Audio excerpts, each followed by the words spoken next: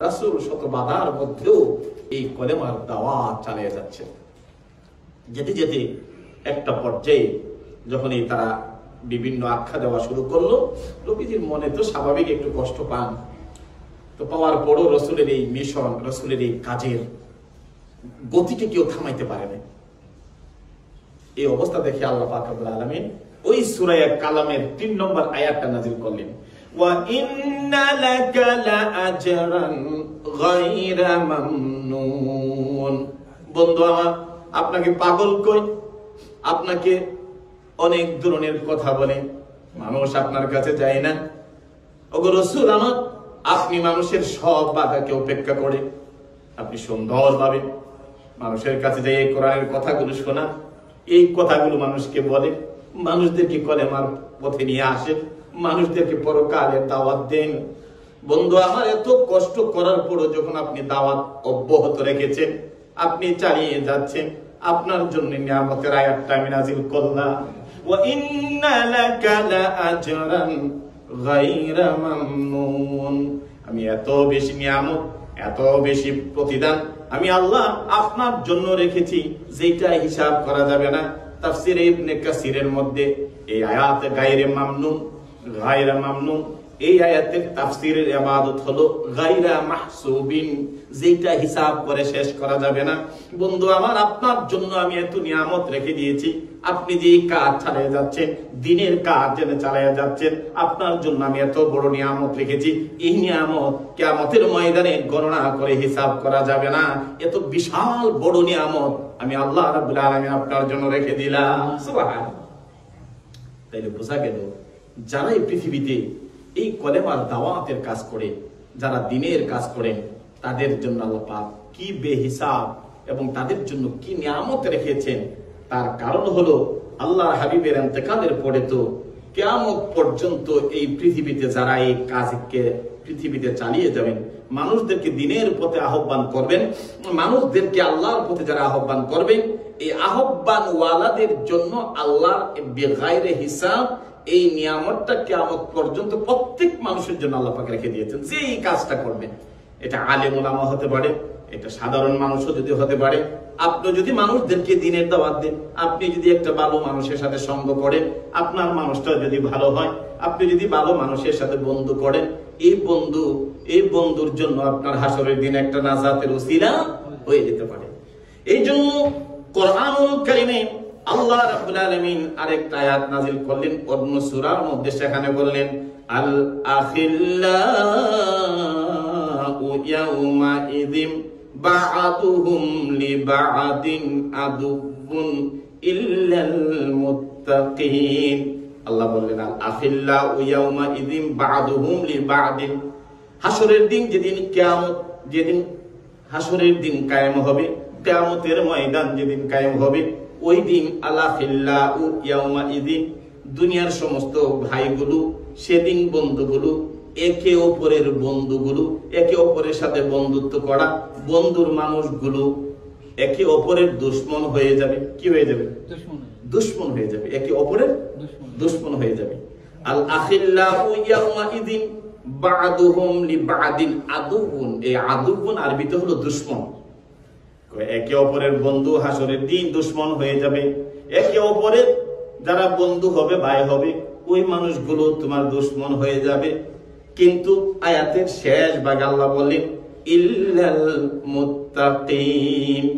কিন্তু মুত্তাকিনরা যদি, অর্থাৎ একজন মুসলমান আরেকজন মুসলমানের সাথে যদি বন্ধুত্ব যদি হয়, একজন আল্লাহওয়ালা মানুষ যদি, একজন আল্লাহকে ভয় করে এমন একজন মানুষ যদি আরেকজন মানুষের সাথে যদি সম্পর্ক থাকে, এই আল্লাহওয়ালা মানুষগুলো একে অপরের দুশমন হবে না, একে অপরের শত্রু হবে না, একে অপরের বিপজ্জনক কোনো কারণ হবে না। কিন্তু আল্লাহ বলেন, আল আখিল্লাউ ইয়াউমা ইযিন, হাসরের দিন একে অপরের দুশমন হয়ে যাবে। বা'দুহুম লিবা'দিন আদুবুন, একে অপরের ভাই আরেক ভাইয়ের, এক বন্ধু আরেক বন্ধুর দুশমন হয়ে যাবে। কিন্তু একজন মুমিন আরেকজন মুমিনের দুশমন হবে না।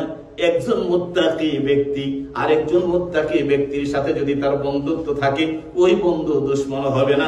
একজন মুসলমান ভাই যদি আরেকজন মুসলমান ভাইয়ের সাথে মহাব্বত থাকে, এই মহাব্বতের কারণে দুশমন হবে না। এই জন্য আপনার কোনো বিপদে পড়তে হবে না। এই আয়াতে তাফসিরে ইবনে কাসিরের মধ্যে পড়লাম, হযরত আলী থেকে বর্ণনা হাদিসের মধ্যে আসছে।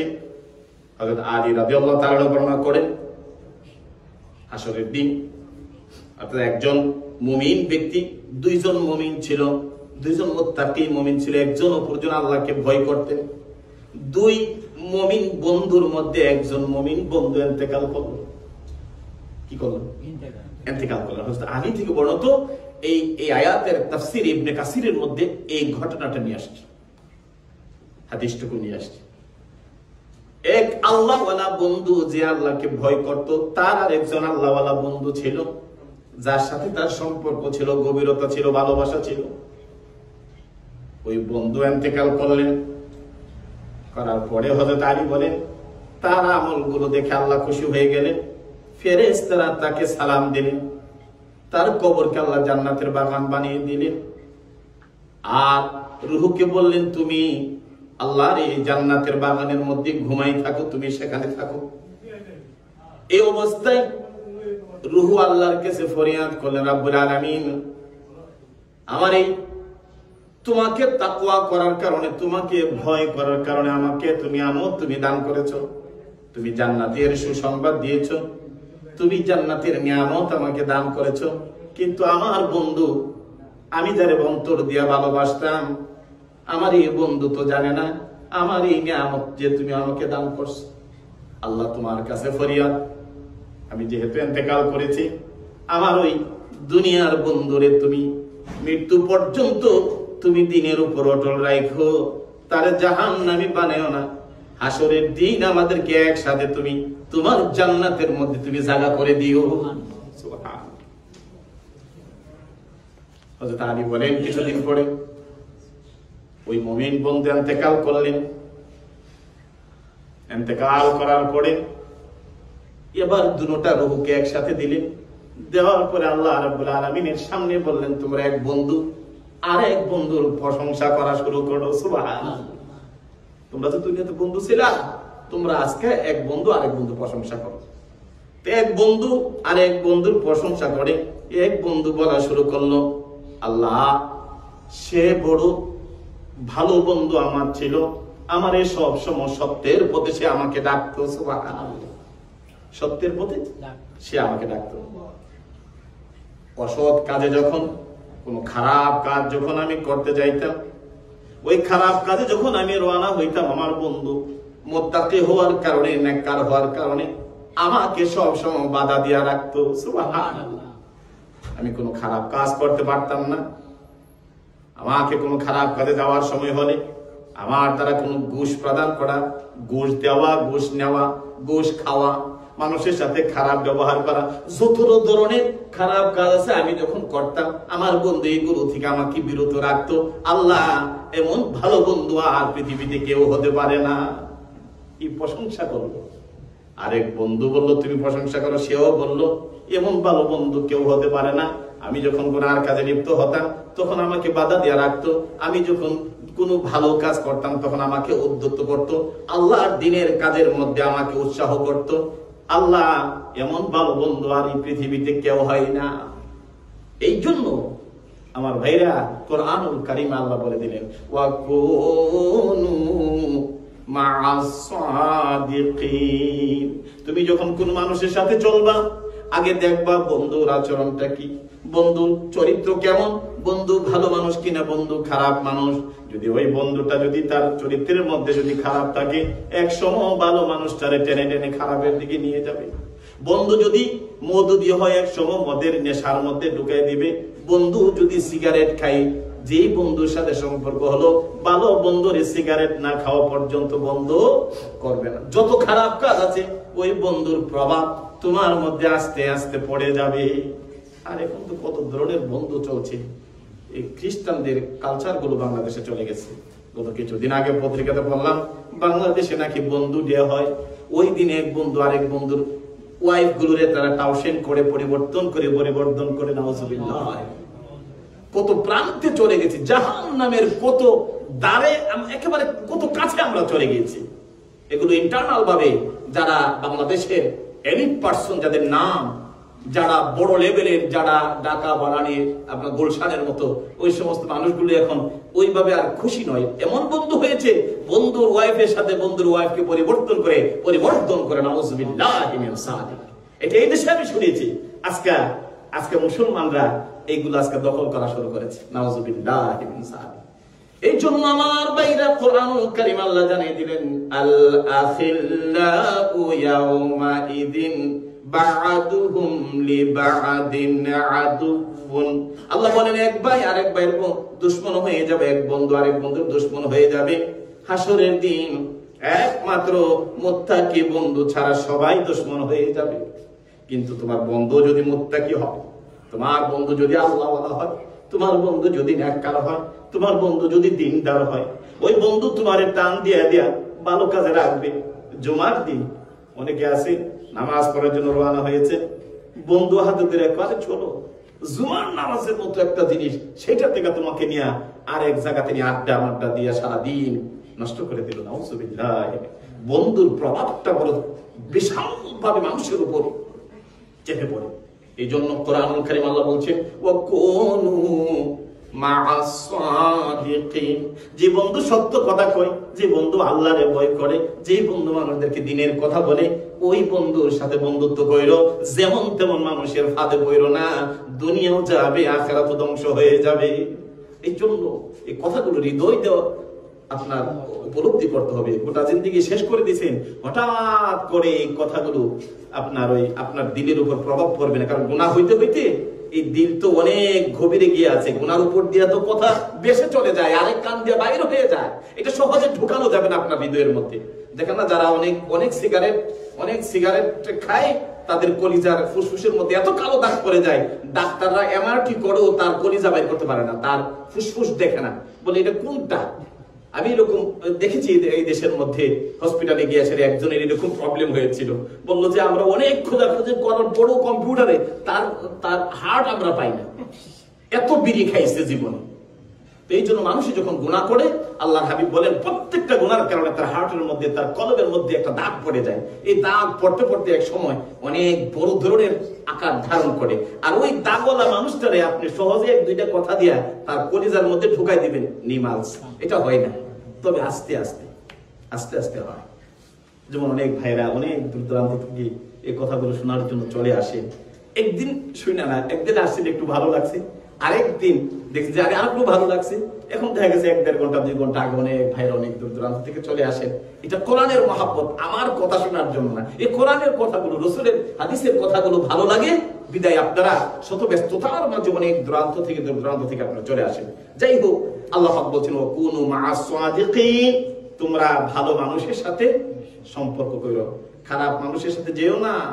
এই জন্য কবি বলেছিলেন, সঙ্গীর গুণ পুষি আছে মন মাঝে গো, নইলে কাদাই কি সুবাস এত পাইত গো। অর্থাৎ দেখবেন যে হাসনেহানা ফুলের গাছের নিচে যখন এই ফুলগুলো ফুটে, মনে হয় যে মাটির মধ্যে সেই গ্রাম পাওয়া যায়। হাসনেহানা ফুল পুরো এলাকা মুখরিত করে ফেলে ফুলের গ্রামে। তার স্পর্শ, মাটি পেয়ে মাটি ধন্য, এলাকার মাটি ধন্য হয়ে যায়, তার জ্ঞানে মুগ্ধ হয়ে যায়। তেমন ভাবে মাটির স্পর্শ পাওয়ার কারণে হাসনেহানা ফুলের সেই মাটির মধ্যে সেই জ্ঞান, কোন মানুষ যদি ভালো মানুষের স্পর্শ পেয়ে যায়, ওই মানুষটার মধ্যে সেই ফুলের সৌরভ বিকশিত হয়, প্রকাশিত হয়। এই জন্য ভালো মানুষের সংস্রবটা প্রত্যেক মুমিনের জন্য বিরাট জিনিস। এই কোরআন আপনাদেরকে সাক্ষ্য দিয়েছে, এই কোরআনের আয়াত আমাদেরকে জানিয়েছে, হযরত আলী রাদিয়াল্লাহু তাআলা এই হাদিস আমাদেরকে জানিয়ে দিয়েছে। এক বন্ধু আরেক বন্ধুর এই বর্ণনা করলো, বললো আমার ভালো বন্ধু ছিল, সে আমাকে খারাপ কাজ থেকে বিরত রাখতো, আমাকে দ্বীনের কাজে সহযোগিতা করত। এই জন্য আল্লাহ আমার এমন ভালো বন্ধু, আমার এই বন্ধুর মতো আর কোনো ভালো বন্ধু হতে পারে না। আল্লাহ রাব্বুল আলামিন দুনো বন্ধুকে একসাথে দিলেন, তোমরা থাকো, তোমাদেরকে এই নিয়ামত দেওয়া হলো, জান্নাতের এই বাগানে বসবাস করো, হাসরের দিন তোমাদেরকে একসাথে জান্নাতের মধ্যে দেওয়া হবে। সুবহানাল্লাহ। এই জন্য হাসরের দিন ছেলে মেয়ে যদি নেককার হয়, বিবি যদি নেককার হয়, আল-আখিল্লাউ, হাসরের দিন সবাই আল্লাহ একসাথে দিবেন জান্নাতে। সুবহানাল্লাহ। নিজে করবেন দুনিয়ার যত খারাপ কাজ, আর বিবি সাহেব করবে আমল, আবার কোন আল্লাহ আমরা একসাথে রাখো। যে মহাব্বত, এই মহাব্বত দিয়ে হাসরের দিনে একসাথে থাকা যাবে না। দুজন ছেলে মেয়ে সবাই সমষ্টিগত আল্লাহর ইবাদত করতে হবে, তাহলে হাসরের দিন আল্লাহ রাব্বুল আলামিন একসাথে আপনাদেরকে জান্নাতে দিবেন, একই সাথে একই জান্নাত আপনাদেরকে আল্লাহ জায়গা করে দিবেন। এটা আল্লাহর কোরআনে বলছে। সুবহানাল্লাহ। এই জন্য আমার ভাইরা, বন্ধু নির্বাচন করবেন। বন্ধুর নির্বাচনটা বড় মারাত্মক জিনিস। বন্ধু যখন আপনারা করতে যান, বন্ধুর সাথে ভালো ব্যবহার করতে হবে। বন্ধু ভালো বন্ধু দেখে নিজের জীবনে আনতে হবে। আর এখনো যদি কোনো খারাপ বন্ধু জীবনে থাকে, আস্তে আস্তে সুকান লিমান গাইয়ারা, তার থেকে আস্তে দূরে সরে যাও। নিজকে একটু শক্ত করো, নিজকে একটু আলাদাভাবে দাঁড়াও। খারাপ বন্ধুর কি আচরণটা দেখেন। হাদিস শরীফের মধ্যে আলী রাদিয়াল্লাহু তাআলা বর্ণনায়, দুইজন কাফের বন্ধু ছিল, দুজনই কাফের। একজন কাফের যখন ইন্তেকাল করলো, আল্লাহ জাহান্নামের আগুন আযাবের মধ্যে তারে নিপাতিত করবে। এমন সময় ওই রূহ আল্লাহর কাছে ডাকটা বলে, আল্লাহ তুমি জাহান্নামে দাও, কোনো আপত্তি নাই, তোমার কাছে একটা আমার আরজি আছে। বলে কি? আমার যে দুনিয়ার বন্ধু ছিল, আমার কাফের বন্ধু, সে কোনোদিন আমাকে ভালো কাজের কথা বলে নাই, আমারে কোনোদিন দিনের দাওয়াত দেয় নাই, সবসময় আমারে খারাপ কাজের দিকে নিয়ে যেত। তার দ্বারা আমি খারাপ কাজের জন্য উদ্যত হইতাম, আমি খারাপ কাজ করার জন্য আমি গেফুর, আমি খুশি লাগতো, আমি খারাপ কাজগুলো করতাম। আল্লাহ আজকে এই জাহান্নাম আমার জন্য প্রস্তুত, আমি কেন একা এই জাহান্নামের আগুনের মধ্যে সহিব? তোমার কাছে একটা ফরিয়াদ, রব আমার আল্লাহ, ওই বন্ধু মৃত্যুর আগ পর্যন্ত তুমি তারে হেদায়েত দিও না। আমি চাই তার জন্য যেন আমি জাহান্নামে হইলাম, আমার জন্য জাহান্নামের এত আইতো, সেও যেন হেদায়েতের নূর না পায়, আমরা যেন এই জাহান্নামের মধ্যে কি সাথে থাকি। এই হলো ভালো বন্ধুর অবস্থানটা, নমুনাটা। হযরত আলী বলেন, ওই বন্ধু কিছুদিন পরে ইন্তেকাল করলো। এই দুনো রূহকে একসাথে নিয়ে গেল। যাওয়ার পরে আবার জিজ্ঞেস করল, তাফসীর ইবনে কাসিরের মধ্যে আসছে, এই আয়াতের তাফসীরের মধ্যে দুনো রূহটাকে একসাথে করে আল্লাহ বললেন, তোমরা একে অপরের প্রশংসা করো। দুই মুমিনও তো প্রশংসা করলো, আবার দুই কাফের তারা প্রশংসা শুরু করলো। আল্লাহ, এমন খারাপ বন্ধু আর মানুষের জীবনে হতে পারে না। আমি যখন কোনো ভালো কাজে যাইতাম, আমাকে ভালো কাজ থেকে নিষেধ করে রাখতো, সবসময় খারাপ কাজের দিকে আমাকে নিয়ে যেত। তার দ্বারা আমি খারাপ কাজের মধ্যে, বিভিন্ন মুশরিকিয়াত কাজের মধ্যে আমি লিপ্ত হয়ে যেতাম। আল্লাহ, পৃথিবীর মধ্যে একজন আরেকজনের জন্য এমন খারাপ বন্ধু আর এই পৃথিবীতে হতে পারে না, এমন বন্ধু আর কারো যেন না হয়। বললো, তুমি প্রশংসা করো। সেও বললো যে একজন এমন খারাপ বন্ধু, তার দ্বারাও আমি অনেক সময় খারাপ কাজ করতাম, তার মাধ্যমে, তার কথার মাধ্যমে আমি খারাপ কাজের মধ্যে লিপ্ত হয়ে যেতাম। এইরকম খারাপ বন্ধু যেন আল্লাহ কারো না হয়। দুটোটাই আল্লাহ জাহান্নামের মধ্যে দিবেন। এই জন্য আল্লাহ পাক রব্বুল আলামিন এই আয়াতে বললেন, আল আখিল্লাউ, ভাইয়েরা এবং বন্ধুরা, ইয়াউমা ইযিন, আই কিয়ামতের দিন, বাদুহুম লিবাদিন, একে অপরের আদুবুন, আরবি শব্দ, শত্রু হয়ে যাবে। ইল্লাল মুত্তাকিন, আল্লাহ বলেন মুত্তাকিন ছাড়া। এই ইল্লাটা হরফে ইসতিসনা বলে, এটা নাহমির গ্রামারের কায়দা। বলছে ভাই ভাই বন্ধু শত্রু হয়ে যাবে, দুশমন হয়ে যাবে, তোমার বন্ধুরা দুশমন হয়ে যাবে। ইল্লাল মুত্তাকিন, অর্থাৎ একমাত্র মুমিন ছাড়া। তো মুমিনে যখন বন্ধু হবে, এইটা আপনাদের জন্য নাজাতের কারণ হবে। এই জন্য জীবন চলার পথে এই দেশে যদি আমরা দেখেছি কোন ডয়েচের সাথে, কাফেরের সাথে যদি আপনার বন্ধুত্ব হয়, তাহলে আমরা প্রাউড ফিল করি, আমরা নিজকে মনে করে, বাপরে বাবা, ডয়েচের সাথে আমার বন্ধুত্ব, একটু ডয়েচে কথাবার্তা বলতে পারে নিজকে যেন। আর ইমাম সাহেবের লোক, হ্যাঁ তো আমার ইমাম সাহেব, এটা বেশি প্রাউড হয় না, এটা মনে হয় যে এটা একটু নিজকে একটু ছোট ছোট লাগে। কিন্তু তোমার মহল্লার মধ্যে, তোমার সমাজের মধ্যে ইমাম হলো আল্লাহর মনোনীত একজন ব্যক্তি, যাকে আল্লাহ নিজে এই মেহরাবের মধ্যে বসান মানুষদেরকে দিনের কথা বলার জন্য। এটা মানুষের মন গড়া বসাতে পারে না, যাকে তাকে না। তো এটা মদিনাওয়ালা রাসূলের মদিনা থেকে যাকে আল্লাহ সিলেক্ট করেন ওই মানুষটার এই জায়গার মধ্যে বসে আল্লাহ দ্বীনের কথাগুলো বলা। তো এই জন্য কোরআন বলছে ওয়াকুনু মা'আস সাদিকিন, সৎ মানুষের সাথে বন্ধুত্ব করো। এই জন্য ইমামদের সাথে বন্ধুত্ব করলে লস হবে না। কি জন্য হবে না? হাদিস শরীফের মধ্যে আছে আল্লাহ পাক হাসরের দিন দেখবেন ইমামরা যদি কোনো আলেম, কোনো দিনদার, কোনো নেককার, যে কোনো মানুষও তার সাথে যদি সম্পর্ক করেন তাহলে হাসরের দিন আল্লাহ দেখবো যে এইরকম কোন নেককার মানুষের সাথে আপনার কোনো সম্পর্ক আছিল কিনা। সুবহানাল্লাহ। আল্লাহ তো সর্বশেষ দেখবো যে এই মানুষটার কি আমল দিয়ে তার নাজাত দেওয়া যায়। সুবহানাল্লাহ। এই জন্য আমার ভাইরা, এই দেশের মধ্যে এমন একটা মানুষ তুমি বন্ধুত্ব করে, এমন মানুষকে তুমি ইকরাম করো, সম্মান করো, যেই মানুষটা তাকওয়া, মুত্তাকিন, যে আল্লাহরে ভয় করে, যে আল্লাহকে ভালোবাসে, ওই মানুষের সাথে সম্পর্ক রাখো। দ্বিতীয়ত হলো হাদিস শরীফের মধ্যে আছে আল্লাহ নবী বলেন যারা এই পৃথিবীতে যারা আল্লাহ রাব্বুল আলামিনকে যারা ভালোবাসেন, আল্লাহর পথে যারা চলেন, আর যারা দ্বীনের পথে যারা চলেন, হাদিস শরীফের মধ্যে আছে যারা একে অপরকে, অর্থাৎ মানুষ তো আমরা মানুষ, কেউ না কাউকে ভালোবাসতে হবে। হাদিস শরীফের মধ্যে বুখারী মুসলিমে হাদিস আবু হুরায়রা থেকে আছে হাসরের দিন আল্লাহ রাব্বুল আলামিন 7 প্রকার লোককে আল্লাহ রাব্বুল আলামিন আরশ আজিমের ছায়ার নিচে জায়গা দিবেন। কয় প্রকার?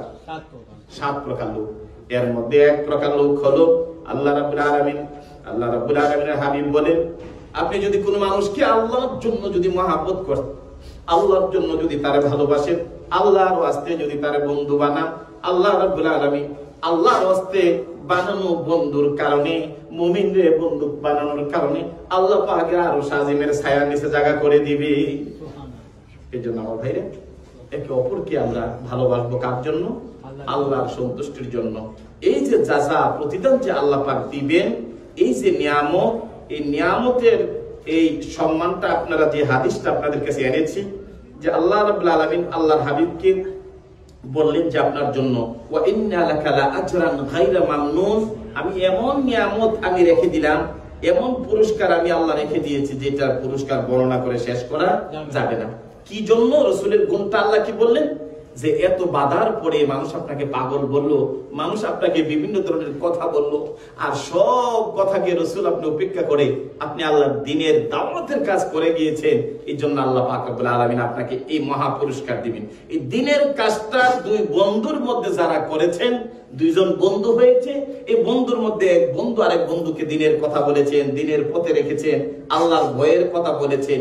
এই ভয়ের কথাগুলো বলার কারণে এক বন্ধু হাসরের দিন আরেক বন্ধুর কথা আল্লাহর কাছে বলবে, আল্লাহ আমার এই বন্ধু তো গুনাহ থেকে আমাকে বাঁচায় রেখেছে, আমার এই বন্ধু তো আমার জন্য অনেক উপকার করেছে, দ্বীনের পথে আমাকে সহযোগিতা করেছে, আল্লাহ তুমি আমার জান্নাত দিছো, মেহেরবানি করে আমার বন্ধুরও আমার মৃত্যুর পরে, তার মৃত্যুর আগ পর্যন্ত তুমি এই হেদায়েতের পথ থেকে তুমি সরায়ও না, আল্লাহ তুমিও তাকে জান্নাত দিও। সুবহানাল্লাহ। মৃত্যুর পরেও বন্ধু রুহুটা আল্লাহর কাছে ফরিয়াদ জানাবে। তাহলে কি বোঝা গেল? এই যে দ্বীনের কথা মানুষকে বোঝা, দ্বীনের কথাগুলো মানুষকে বলা, এই যে মানুষকে খারাপ পথ থেকে মানুষকে বাধা দিয়ে রাখা, এই কাজগুলো আর ওই বন্ধুওয়ালা মানুষগুলো আল্লাহর কাছে বড় নিয়ামতের ব্যাপার, যার জন্য হাসরের দিনও আল্লাহর কাছে এই ব্যাপারটা নিয়ে আল্লাহর কাছে আরজি করতে পারবো যে আল্লাহ তোমার দ্বীনের ব্যাপারে সে আমাকে দাওয়াত দিত। আর এই দাওয়াতের কাজের জন্য আল্লাহ পাক রব্বুল আলামিন হাসরের দিন তাকে সম্মানিত করছেন। হাসরের দিন আমার রাসূলকে আল্লাহ পাক সম্মানিত করেছেন। এই জন্য আল্লাহ পাক রব্বুল আলামিন এই আয়াতের মধ্যে বলে দিলেন ওয়া ইন্না লাকা লা আজরান গায়রা মামনুন, আপনার জন্য আমি এত নিয়ামত রেখেছি যে নিয়ামতগুলা বর্ণনা করে শেষ করা যাবে না। এত বিপত্তির পরও আপনি মানুষদেরকে দ্বীনের দাওয়াত দিচ্ছেন। এটা গেল 3 নম্বর আয়াতের ব্যাখ্যা, একটু বেশি হয়ে গেছে। 4 নম্বর আয়াত আল্লাহ বলছেন ওয়া ইন্নাকা লাআলা খুলুকিন আযীম। হে রাসূল, আপনাকে যারা পাগল বলে, পাগলের চরিত্র, পাগলে কিনা খায়, পাগলে কিনা বলে, একটা কথা আছে, তো আপনাকে যারা পাগল বলে, আপনি তো পাগল না, বরং এই গোটা বিশ্বে পৃথিবীর সৃষ্টি থেকে ধরে আর এই পর্যন্ত আমি আল্লাহ যত কিছু সৃষ্টি করেছি, সমস্ত সৃষ্টির মধ্যে আপনি রাসূলের চরিত্র হলো, আপনি সারা পৃথিবীর সমস্ত সৃষ্টির মধ্যে সবচাইতে ভালো চরিত্রওয়ালা নবী, চরিত্রওয়ালা রাসূল। জুড়ে বলুন সুবহানাল্লাহ। আল্লাহ বলেন ওয়া ইন্নাকা লাআলা খুলুকিন আযীম, মহান চরিত্রের অধিকারী হলেন বন্ধু আমার। এমন চরিত্রওয়ালা রাসূলকে মক্কার মানুষগুলো কাফের বলে, আল্লাহ রাব্বুল আলামিন এই অবস্থায় যে ধৈর্য ধারণ করলে রসুল, এই ধৈর্য ধারণ করার কারণে আল্লাহ পাক এই পুরস্কৃত করেছে। রসুলকে কেন আল্লাহ এই সমস্ত চরিত্রের উত্তম চরিত্রকারী ওয়ালা কেন বললেন? আমার রসুলের জীবনে, রসুলের ঘরের মধ্যে একজন খাদেম ছিল, নাম ছিল আনাস রাদিয়াল্লাহু তাআলা। 10 বছর রসুলের সাথে থাকছে। কত বছর? 10 বছর রসুলের খেদমত করছে। আমার রসুলের ইন্তেকালের পর আনাস বলছে, আমি রসুলের খেদমতে ছিলাম, সবসময় রসুলকে আমি সব গুছাইয়ে দিতাম। একদিন আল্লাহর হাবিব আমাকে রাগ করে বললেন না যে তুমি এই কাজটা কেন করলেন, তুমি কেন এই কাজটা করলেন না। একদিন আল্লাহর হাবিব কথাটা বললেন না। সুবহানাল্লাহ, কেমনে চরিত্রওয়ালা নবী হয়! সুবহানাল্লাহ। আর আমরা তো নিজের সন্তানদের, ছেলে মেয়েরা চাকর বাকর হলে তো কথাই নাই। ডিসি সাহেবের বউ ঘরের কাজের মেয়েরে যে অত্যাচার করে, বাপরে বাবা, আল্লাহ! এটা বাংলাদেশে আমরা দেখেছি। এমপি সাহেবের বউ 2-3 জন কর্মচারী রাখে, তাদের উপর যে অত্যাচার করে, এই অত্যাচারের জন্য আল্লাহ কাঠ করে একদিন তারা হইতে হবে। আর রাসূল বললেন যে আমার ঘরের মধ্যে 10 বছর খাদেম ছিল আনাস। আর আনাস বলেন, কোনদিন আমার রাসূল আমাকে বলে নাই তুমি পানিটা এখান থেকে সেখানে নিয়ে যাও। সুবহানাল্লাহ, কেমন চরিত্রওয়ালা রাসূল ছিলেন। আর এই জন্য আল্লাহর হাবিব বলেছেন, লাকাদ কানা লাকুম ফি রাসূলিল্লাহি উসওয়াতুন হাসানাহ। গোটা বিশ্বের মানুষের জন্য চরিত্র আদর্শ গ্রহণ করার জন্য আমি রেখে দিয়েছি নবী মুহাম্মদুর সাল্লাল্লাহু আলাইহি সাল্লাম। জিয়া আমার চরিত্র, মুজিব আমার চরিত্র, লেনিন, কালমার্কস, এই পৃথিবীতে কোন মানুষের চরিত্র হতে পারে না। আপনার চরিত্র হবে নবী মুহাম্মদুর রাসূলুল্লাহ। আপনি একটা দলের সমর্থন করেন, কিন্তু তার চরিত্র আপনার মধ্যে ঢুকাই দিবে, এটা কোরআন হাদিসে কোথাও নাই। জিয়াকে ভালোবাসেন, নিষেধ নাই। মুজিবকে ভালোবাসেন, নিষেধ নাই। কিন্তু কত স্লোগান, কত কিছু দেয়, ইসলাম সম্পূর্ণ নিষেধ। ইসলাম বলেছে চরিত্র গ্রহণ করবা। লাকাদ কানা লাকুম ফি রাসূলিল্লাহি উসওয়াতুন হাসানাহ। উত্তম চরিত্রের অধিকারী হলো নবী মুহাম্মদুর রাসূলুল্লাহ। সেই রাসূলের চরিত্র গ্রহণ করবা, তোমরা হাসরের দিন আল্লাহর কাছে সম্মানিত হয়ে যাবে। সুবহানাল্লাহ। দলমত নির্বিশেষে কত মানুষই আছে, তাকে আমরা তার একটা পার্টি গ্রহণ করার জন্য আমরা তার কথা, তাকে ভালোবাসি, কিন্তু চরিত্র গ্রহণ করব একমাত্র নবী মুহাম্মদুর রাসূলুল্লাহ। এই জিনিসগুলো খেয়াল করতে হবে। আর আমরা এই ভালোবাসা, রসুলের